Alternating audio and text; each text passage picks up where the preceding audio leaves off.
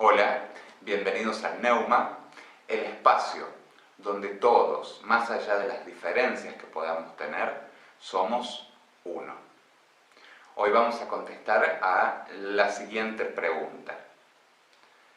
¿Cómo abordar un inicio de tratamiento? ¿Cómo plantear un enfoque con el paciente siendo acompañante terapéutico?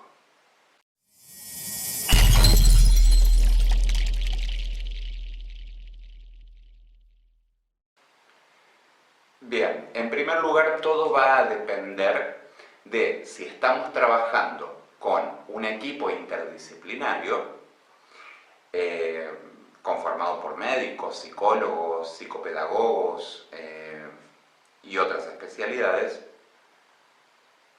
Esto sería en el marco de una institución, o si estamos trabajando por cuenta propia porque un profesional prescribió como tratamiento un acompañamiento terapéutico, o bien porque la familia de un paciente nos solicita, nos pide ayuda. ¿Cómo lo vamos a abordar? ¿Cómo lo vamos a enfocar al tratamiento de acompañamiento terapéutico?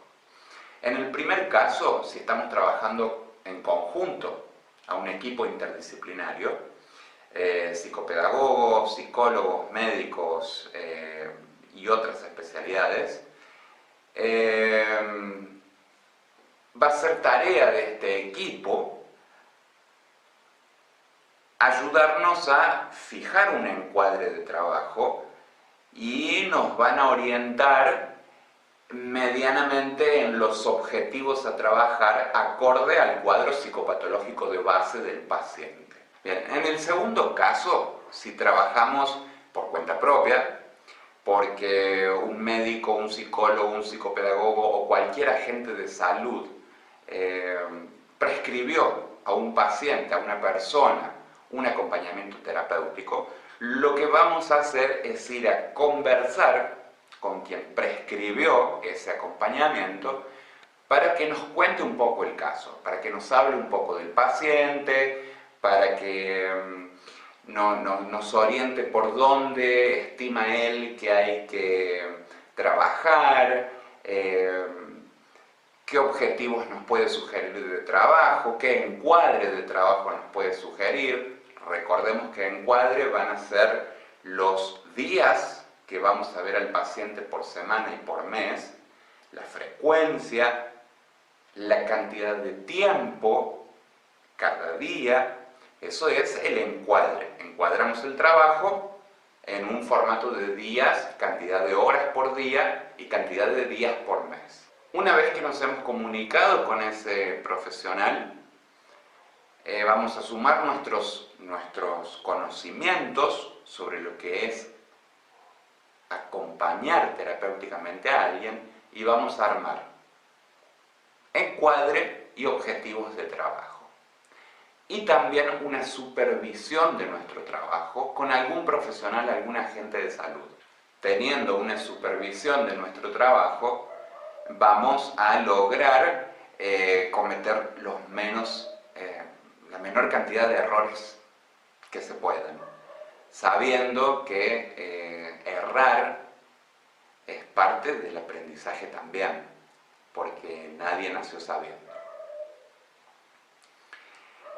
Y vamos a tener la certeza, mediante esa supervisión, que vamos por buen camino con el paciente. Es decir, yo me voy a sentar con un profesional, le voy a contar la transmisión que tengo con mi paciente, el ida y vuelta que tengo con mi paciente, lo que estamos trabajando en base a su diagnóstico, en base a su circunstancia de vida.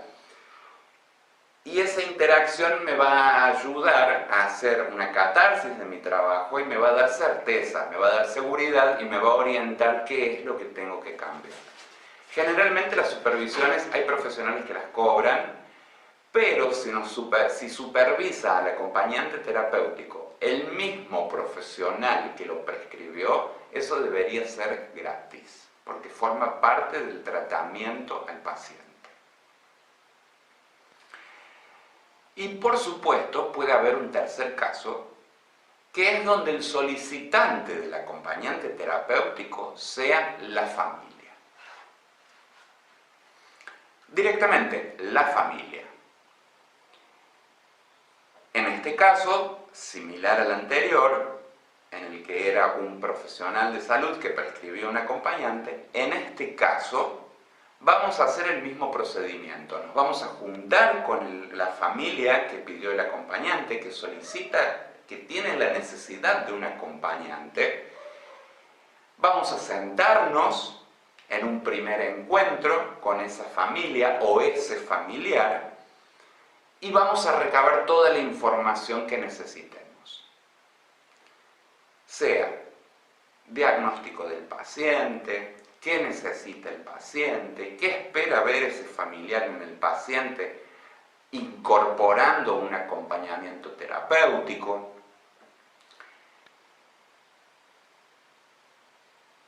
Ese momento es clave para la formación a través de la experiencia del acompañante, porque en este caso está solo, el acompañante no tiene un equipo interdisciplinario que lo contenga, ni una institución, ni un profesional o agente de salud. Como no tiene eso, esta reunión con la familia, preferentemente sin el paciente, el primer encuentro, esta reunión con la familia o el familiar directo que pide el acompañamiento, y valga la redundancia de palabras, es clave para el encuadre que vamos a establecer y los objetivos que vamos a establecer, basados en la experiencia que tenemos.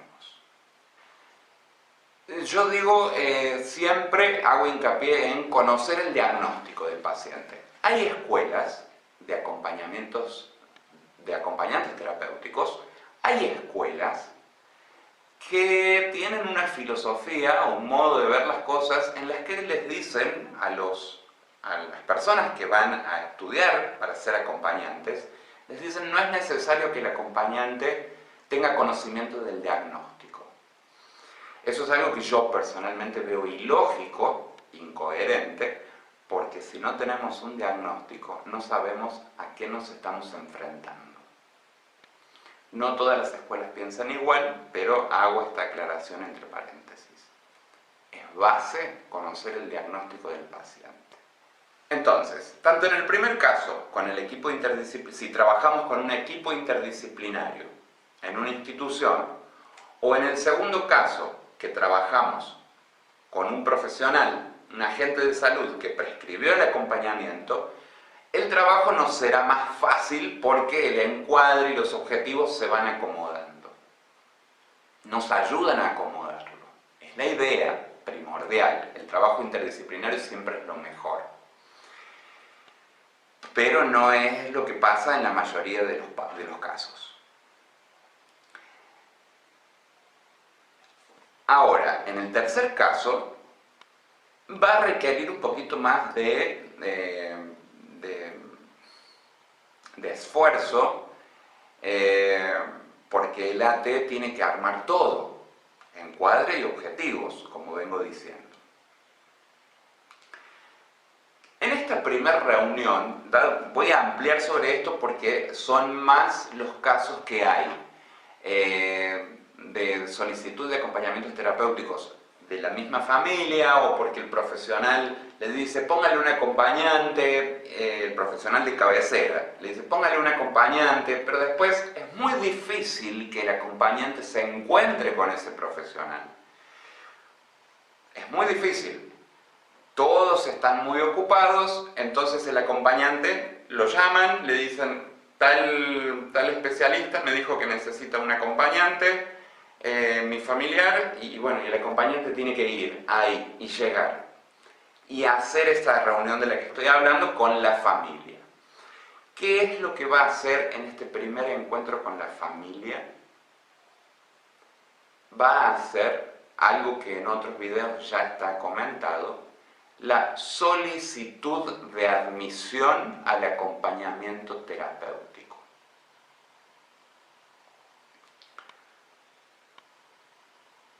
La La solicitud de admisión al acompañamiento terapéutico que el AT va a darle al paciente, va a resguardar tanto al paciente como al acompañante.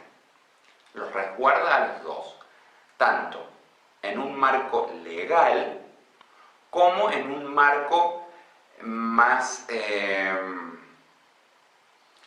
intrafamiliar, en el que mediante la solicitud la familia acepta la incorporación de un tercero para tomar decisiones sobre la vida del paciente, sobre lo que es mejor para el paciente. La solicitud de admisión es el contrato de trabajo de todo acompañante terapéutico. La solicitud de admisión debe ser firmada por el familiar a cargo y por el acompañante terapéutico. Se firman dos, uno para el familiar, otro para el acompañante. Los dos firmados por las dos partes, para mayor tranquilidad. La solicitud de admisión está en otro video, pero la muestro rápido. Bien, acá tengo. Yo tengo dos formatos, que es lo que les doy a los acompañantes con los que trabajamos.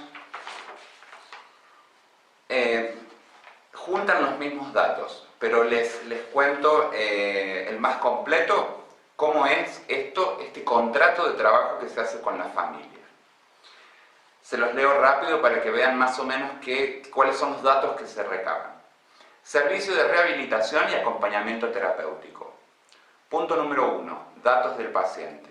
Esto es apellido, nombre, DNI, edad, diagnóstico, obra social y número de afiliado, médico tratante y medicación que toma.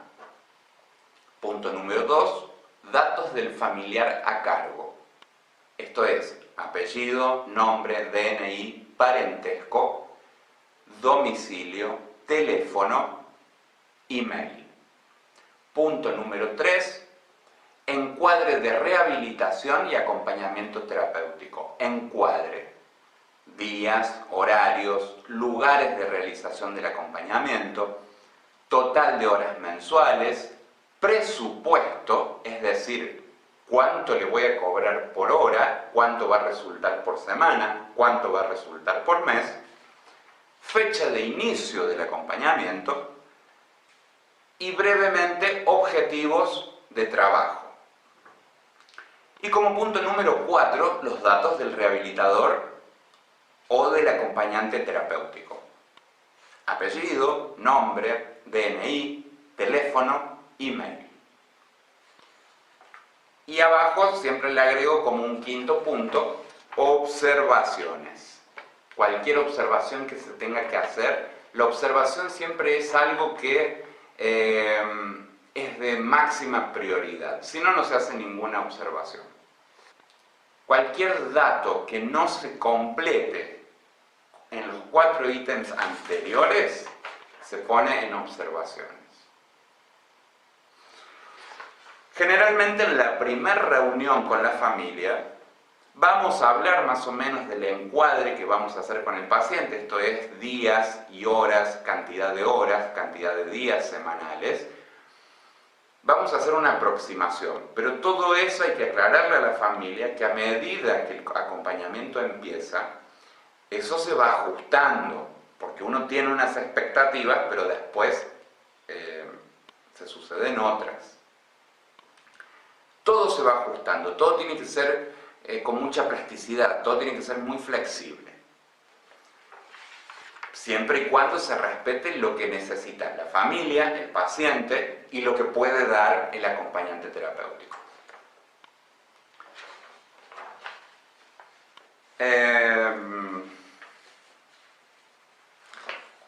La otra solicitud de acompañamiento terapéutico es más Es más como para ir tildando con una cruz qué hace falta. Por ejemplo, datos del paciente, apellido, nombre, edad, diagnóstico, tratamiento actual, equipo tratante.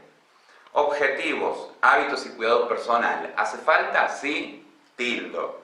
Contención psicoemocional. ¿Hace falta? Sí, tildo. Tolerancia a la frustración. ¿Hace falta? Sí, tildo. Manejo de los impulsos. ¿Hace falta? No, no tildo. Integración social. ¿Hace falta? Sí, no, tildo, no tildo. Estimulación de funciones cognitivas. ¿Hace falta? No, no tildo. Recreación. ¿Hace falta? Sí, tildo. Otros. Hay cientos de miles de objetivos.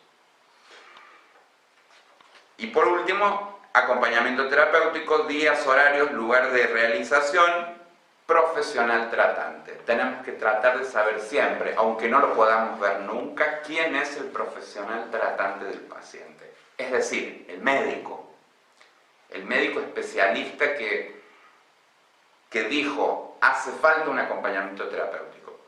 Y si no hay, como dije en uno de los casos, si es directamente la familia, bien, se pone el nombre del familiar a cargo. Voy a tratar de ver si puedo compartir estos enlaces en alguna parte y espero poder dejarlo en la descripción del video.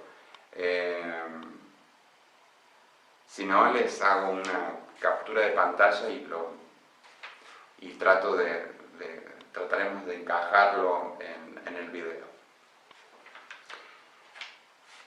Bien, siguiendo con lo que venimos tratando, el enfoque, cómo encarar un tratamiento como acompañante terapéutico. Estamos en la parte más burocrática y no tanto, porque estamos hablando ya del trabajo, objetivos, encuadre, solicitud, contrato. Retomamos. Una vez que está hecha la solicitud de admisión, vamos a haber juntado varios datos para empezar a trabajar. Una vez hecha la solicitud de admisión, deberemos sentarnos y estudiar y repasar todo lo referido al diagnóstico del paciente. La paciente, acá todos somos uno, esto todo es inclusivo.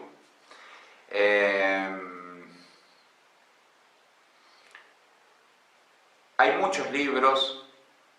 Está el DSM-5, hay libros de psiquiatría por todos lados. Hoy Internet tiene muchísima información y sabiendo y conociendo y estudiando el diagnóstico, nos va a ser fácil entablar objetivos, nos va a ser fácil fijar objetivos de trabajo y formas de hacerlo. Ahí entra ya también la cintura que tenga el acompañante para poder llevar adelante esos objetivos. Otra cosa que nos da el saber, el diagnóstico del paciente y el estudio de ese diagnóstico es cómo evoluciona esa enfermedad en el tiempo, cómo evoluciona si va para peor o cómo evoluciona si va para mejor. Qué cosas se pueden ver cuando hay mejoría, qué cosas se pueden ver si está empeorando el paciente. Esa es la información que nos da estudiar el diagnóstico en sí mismo. Entonces uno tiene parámetros de decir, bien, mi trabajo va bien porque las mejorías que los libros me dicen, la estoy viendo. O mi trabajo lo tengo que ajustar porque lo que me dice el libro de psiquiatría sobre el diagnóstico, cuando empeora es lo que estoy viendo, entonces tengo que ajustarlo. Y no olvidar, repito, la supervisión. Siempre que el acompañante terapéutico se siente excedido, que no puede, que tiene que ir a una supervisión porque le va a hacer bien.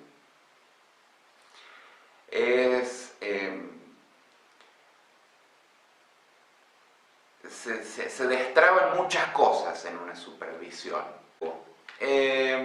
Yo hablo de diagnóstico y de enfermedad.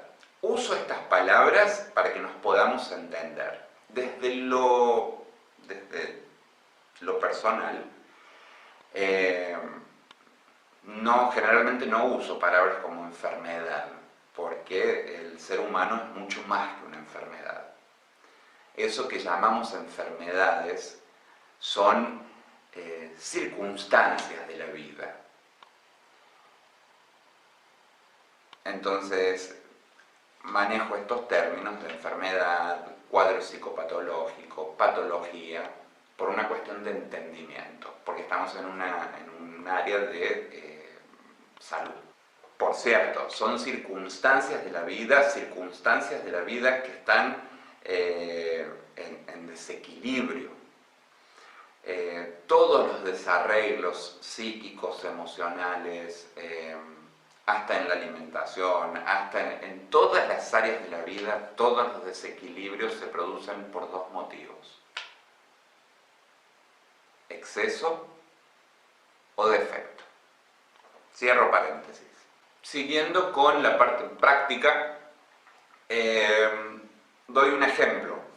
Si yo asumo un acompañamiento de un paciente que tiene como diagnóstico, según DSM-5, un trastorno depresivo mayor. Pues bien, cuando yo me voy a mi casa después de esa reunión a repasar, a ver cómo evoluciona la enfermedad cuando es para mejor o cuando evoluciona cuando está yendo para peor, para ir adelantándome a sucesos, en ese estudio del diagnóstico voy a ver, como les decía, las formas de llegar a un paciente con depresión. Si el paciente tiene de diagnóstico una demencia, Alzheimer, Parkinson, vascular, bueno, voy a encontrar las formas para llegar a un paciente con demencia. El acompañante terapéutico tiene que confiar en su sapiencia de vida, tiene que confiar en su sabiduría, tiene que confiar en su instinto. No todas las personas pueden ser acompañantes terapéuticos. Recordemos que el acompañante terapéutico trabaja en el espacio dramático vivencial. El acompañante terapéutico está ahí cuando todo sucede. El acompañante tiene que confiar en su intuición, en su experiencia de vida, en su carisma.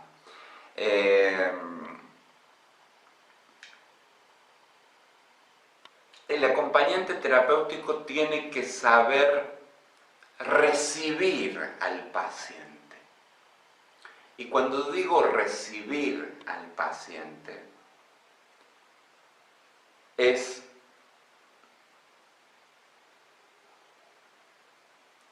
no solo escucharlo, porque la escucha, por sobre todo, yo recibo al paciente con la escucha, lo recibo también con su cuerpo, con su lenguaje corporal, con su postura. Lo recibo con su tacto o no tacto, si el paciente me da un beso, si el paciente me abraza, si el paciente es cariñoso con su entorno familiar. Lo recibo también a través del olfato. Esto nos puede hablar de muchas cosas, no solo de hábitos de higiene. Los perfumes, todo eso nos habla, todo eso es recibir al paciente. Cuando yo recibo al paciente desde esa intuición como ser humano, porque todos los acompañantes terapéuticos que conozco tienen un gran carisma, tienen una gran receptividad, tienen una sensibilidad importante. Ven una persona y saben cómo entrar, saben cómo llegarle, pues de eso no tienen que dudar nunca.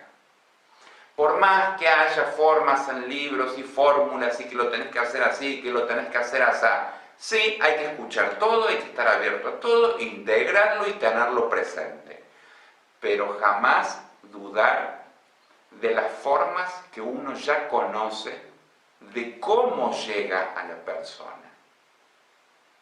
hay que tener, antes de avanzar con esto, sigo con lo de recibir al paciente. Si yo recibo todo esto que decía, mediante los sentidos, mediante la intuición, si yo recibo todo eso del paciente, voy a poder saber qué darle al paciente. Es un trabajo de empatía profundo. Si yo lo recibo, puedo darle. Si yo no lo recibo, es una porque estoy muy lleno de conceptos, de formas, de estructuras, entonces lo que le dé no va a ser lo que el paciente necesita. Tengo que vaciarme, recibir al paciente, apelar a mi inteligencia, apelar a mi entendimiento, a mi sabiduría, integrar todo eso y actuar en consecuencia para darle al paciente lo que necesita. Hay que tener siempre presente los vínculos que se producen, las etapas del vínculo entre acompañante y paciente. Eso está también en otro video. Los vínculos tienen etapas. A veces empiezan generalmente con una etapa de no colaboración o de colaboración extrema. Está en otro video, lo dejamos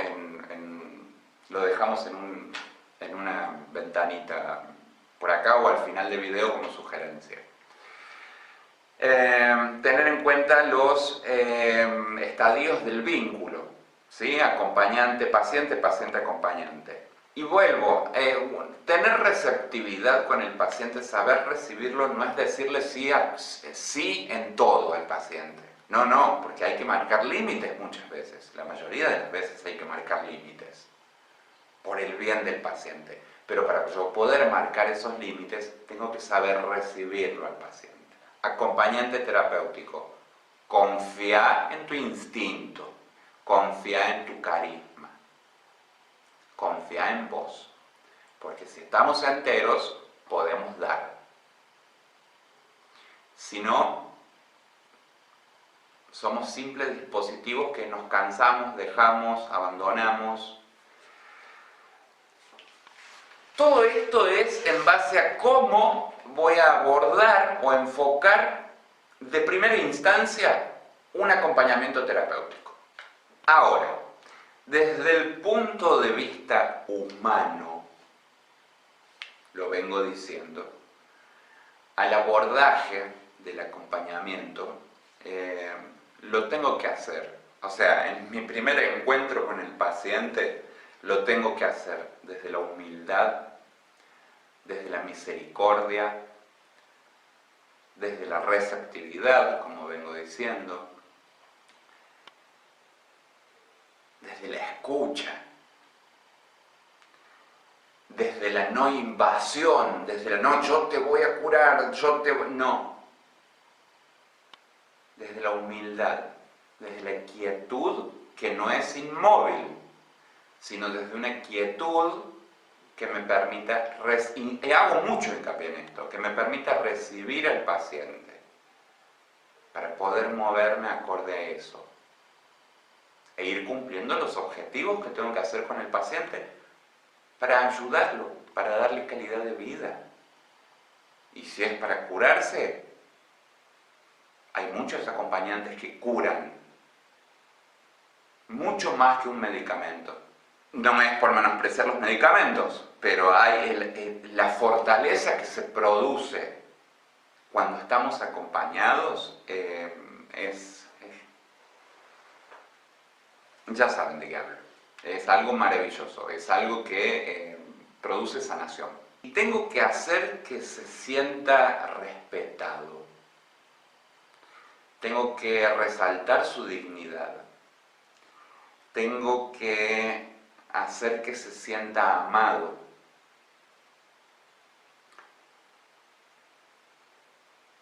Hay que devolverle a los pacientes la dignidad desde lo abstracto y desde lo literal. Porque generalmente, y por eso no me gusta la enfermedad como palabra, sino una circunstancia de desequilibrio en la vida, La enfermedad quita mucho de dignidad, porque tiende a que uno piense que es menos útil, que es una carga, que es un problema, o simplemente que no se puede desenvolver en la vida, que no es poca cosa. Por ende vamos a tratar de evitar que se sienta un enfermo, porque no es un enfermo. Vamos a evitar que se sienta menos. Hay que tratarlo como lo que es, un ser humano divino, con mayúscula, capaz, glorioso y victorioso. Nunca hay que sentir lástima ni pena por un paciente. Hay que devolverle la dignidad que tal vez perdió o no perdió, pero hay que devolverle su autoestima verdadera. No la autoestima del ego, sino la autoestima de ese yo soy más superior, de ese yo soy desde el corazón. No es fácil el trabajo del acompañante terapéutico. Yo admiro a todos los acompañantes terapéuticos porque el trabajo que tienen no lo hace nadie, más que el acompañante terapéutico. Bueno, no es que no lo haga nadie, pero son los que están ahí en el campo de batalla. Para terminar, el pulido profesional del acompañante terapéutico es permanente. El acompañante terapéutico tiene que confiar en sí mismo, tiene que saber que errar es humano y que de los errores se aprende. Y el acompañante terapéutico tiene que confiar mucho en lo que estudió como acompañante terapéutico, pero tiene que confiar mucho más en lo que se sabe como ser humano. Esto es todo por ahora. Un cálido saludo, un fortísimo abrazo y intentaremos estar más presentes, intentaré estar más presente. Hay muchas preguntas, hay muchas consultas y a veces por tiempos se pone como complicada la cuestión, pero vamos a estar dándole para adelante. Mucha fuerza, siempre fuertes, siempre adelante y recibamos al paciente para poder saber qué darle. Un abrazo.